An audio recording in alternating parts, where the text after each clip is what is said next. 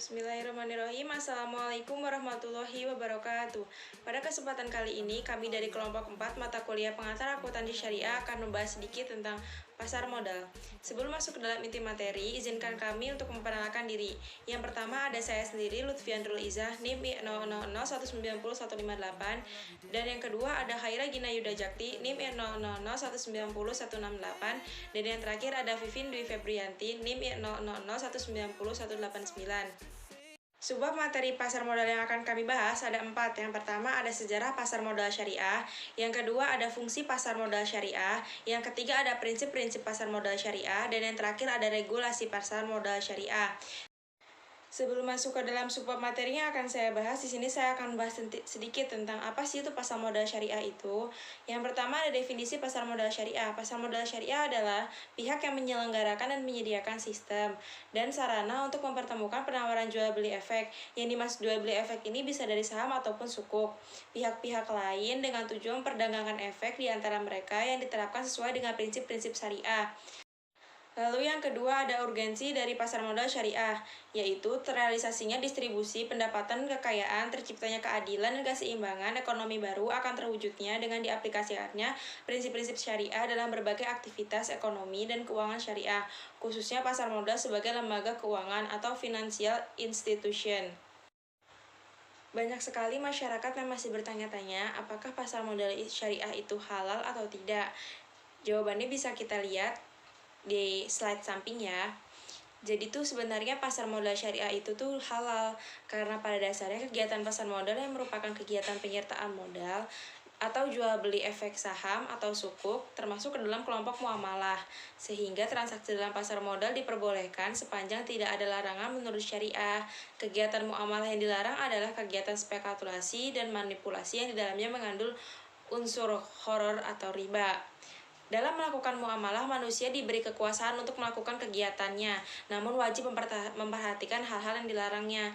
Jadi tuh kita harus memikirkan, kita boleh melakukan sesuatu kegiatan, tapi kita harus bertanggung jawab atau kita harus memperhatikan apa aja sih larangan-larangan yang akan kita dapatkan atau yang akan kita terima jika kita mengambil kegiatan tersebut. Sebelumnya tadi saya menyebutkan tentang halal atau haramnya pasar modal syariah. Nah, hal atau haramnya pasar modal syariah itu dilihat dari kegiatan yang tidak mengandung unsur yang dilarang. Nah, unsur yang dilarang itu apa aja sih?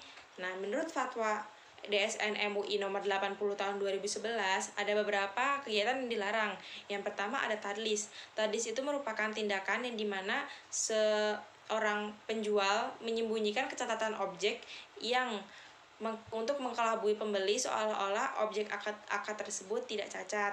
Yang kedua ada takrir, yaitu upaya mempengaruhi orang lain baik dengan ucapan maupun tindakan yang mengandung unsur kebohongan agar terdorong untuk melakukan transaksi. Lalu yang ketiga ada najsi, yaitu tindakan menawar barang dengan harga yang lebih tinggi oleh pihak yang tidak bermaksud untuk membelinya, untuk menimbulkan kesan banyak pihak yang berminat untuk membelinya. Yang keempat ada ihtikar, yaitu membeli suatu barang yang sangat diperlukan masyarakat pada saat barang harga mahal dan menimbulnya dengan tujuan untuk menjualnya kembali pada saat harganya lebih mahal. Lalu yang kelima ada kisisi, yaitu suatu bentuk tadlis, sama seperti tadlis, cuma beda di pengertiannya, yaitu penjual menjelaskan atau memaparkan keunggulan atau keistimewaan barang serta yang dijual serta menyembunyikan kecatatannya. Lalu ada gaben, yaitu ketidakseimbangan antara dua barang atau objek yang dipertukarkan dalam suatu akad baik segi kualitas maupun kuantitasnya. Terus ada bai al-ma'dum, yaitu melakukan penjualan atas barang atau efek syariah yang belum memiliki short selling. Lalu yang terakhir ada riba. Seperti yang kita tahu pengertian dari riba, yaitu tambahan yang diberikan dalam pertukaran barang ribawi dan tambahan yang diberikan atas pokok utang dengan imbalan menanggung pembiayaan atau pembayaran secara mutlak. Itu adalah kegiatan-kegiatan yang dilarang. Saya Vivin Dwi Febrianti, NIM I00190189. Nah, setelah kita mengetahui tentang definisi pasar modal syariah, selanjutnya saya akan menjelaskan tentang sejarah pasar modal syariah. Nah, sejarah pasar modal syariah di Indonesia ini berawal pada tahun 1997. Diawali dengan adanya reksadana syariah pada tanggal 3 Juli tahun 1997. Setelah reksadana syariah ini ada yang namanya Jakarta Islamic Index. Nah, Jakarta Islamic Index ini lebih populer dengan nama JII. JII ini didirikan oleh dua buah perusahaan. Yang pertama itu ada PT Bursa Efek Jakarta yang bekerja sama dengan PT DIM.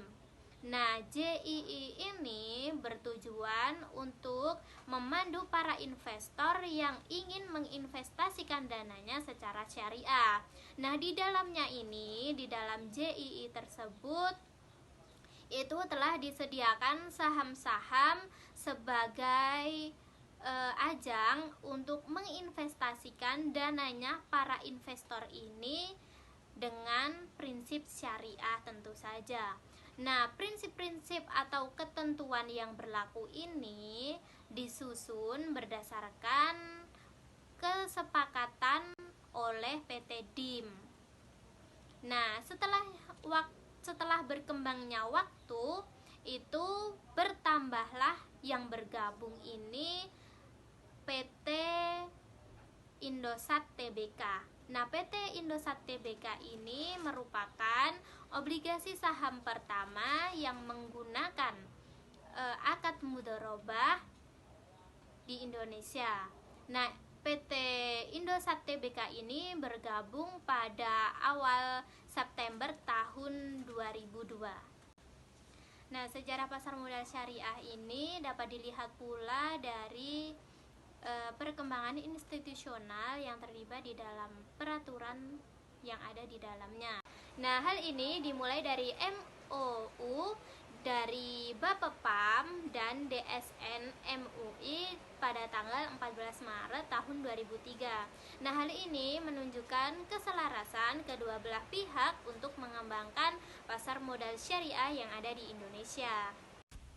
Nah, selanjutnya pada tanggal 23 November tahun 2006, Bapepam LK itu menerbitkan dua peraturan perundang-undangan. Yang pertama itu nomor 11 A13 tentang penerbitan efek syariah, yang kedua itu nomor 11 A14 tentang akad-akad yang digunakan di dalam penerbitan efek syariah.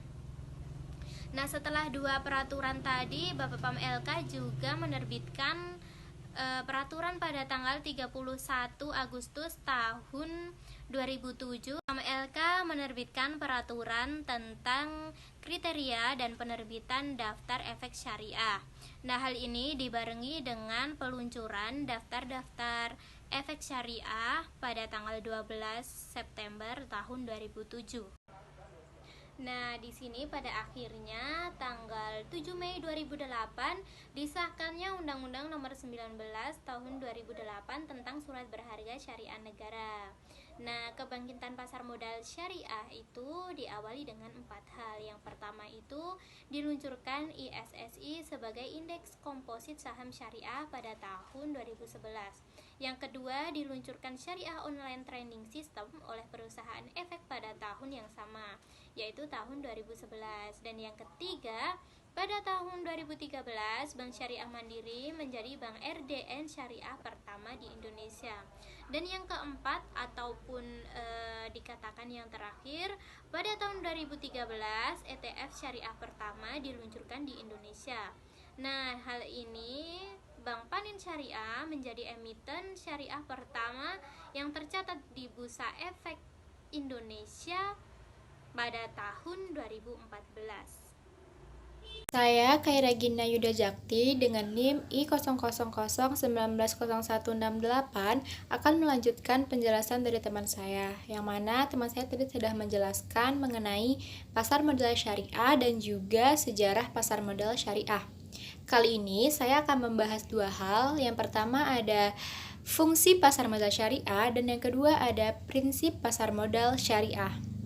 Selanjutnya kita akan masuk kepada fungsi pasar modal syariah, yang dimana pasar modal syariah ini memiliki 4 fungsi. Yang pertama adalah memisahkan operasi kegiatan bisnis dari fluktuasi jangka pendek pada harga saham yang merupakan ciri umum dari pada pasar modal konvensional.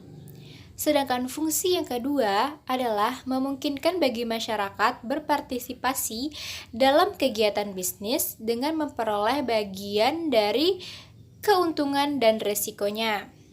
Sedangkan fungsi yang ketiga adalah memungkinkan para pemegang saham menjual sahamnya guna mendapatkan likuiditas. Sedangkan fungsi yang keempat ataupun fungsi yang terakhir adalah memungkinkan investasi pada ekonomi itu ditentukan oleh kinerja bisnis sebagaimana tercermin pada harga saham. Selanjutnya, kita masuk kepada prinsip pasar modal syariah. Tentu dalam membentuk pasar modal syariah, kita harus mengikuti aturan-aturan yang telah ditetapkan dalam agama. Pada hakikatnya, semua transaksi muamalah merujuk kepada kaidah fikih yaitu al-aslu fi muamalah al-ibaha ila madala ad-dalilu ala khilafah, yang bermakna segala bentuk perbuatan dalam muamalah hukumnya adalah boleh, kecuali jika ada dalil yang menunjukkan ketidakbolehannya. Maka dari itu, ada beberapa prinsip larangan yang kemudian penting menjadi catatan dalam membentuk pasar modal syariah, yang mana prinsip-prinsip yang dilarang tersebut telah dijelaskan oleh teman saya di awal tadi, oleh saudara Lutfia.